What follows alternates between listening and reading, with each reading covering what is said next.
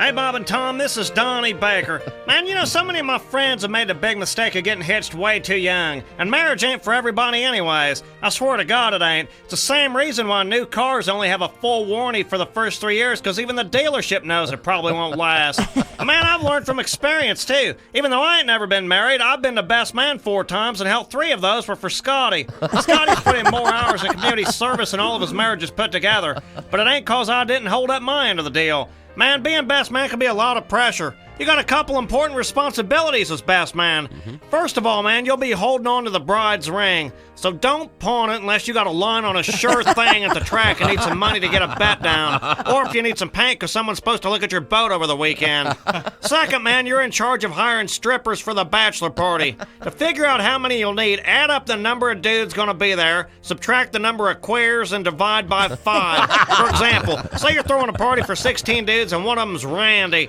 You'll need a minimum of 3 strippers. I like to round up, though, since one of them always falls in love with me, especially once they start grinding atop Mount Porcalela. I swear to God they do, man. I can't tell you how many times strippers end up stuffing their dollars down my shorts. Whatever you do, man, don't just call up and order strippers by number. If you ask for 5 dancers, I swear to God at least 2 of them will end up being Lord Queens. You gotta be specific, man. What body shape you want, hair color, drapes and carpet, and what specialty. It's best if you know their names, too. Man. I mean, nothing puts a damper on a bachelor party faster than having the mother of the bride show up and start giving out lap dances. That happened to me once. I swear to God it did. Instead of pasty, she wore hand-crocheted nipple cozies. It was actually kind of hot, though.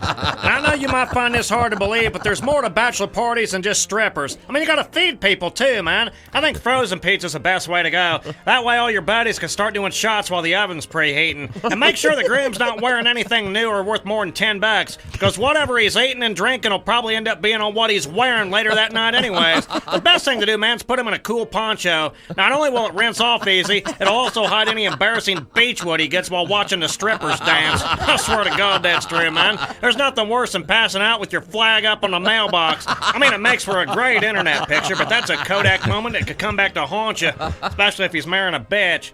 Which brings me to another important point. Yeah. Even if the bride is a skanky whore who's eating more pork than Jimmy Dean's taste tester, the groom will get all pissed off if you try to tell him that right to his face. Oh. So do the right thing and save it for your toast. Now, man, if you're lucky enough, you'll make it to the wedding day. Rule number 1, don't buy the groom any gas. Hell, man, there's a 60% chance it'll end up being hers anyways. Just keep his beer on ice and make sure you go through his cell phone or pager to get the numbers of all the hot chicks he's no longer going to be calling. And make sure he gets some time alone. Don't be a leech, man. Make sure you give the groom some space, especially while you go back and check on the bride. You have to meet with the bride beforehand, man. It's state law. And if you're lucky, she'll be having second thoughts and might try to test their love. And make sure you take your cummerbund off ahead of time, man. Otherwise, trying to get it unhooked in a rush might be a deal breaker. Once you make your move, man, if she hesitates, just tell her it was a groom's wish anyways. I mean, every concert has an opening band. I just tell them I'm doing a quick sound check.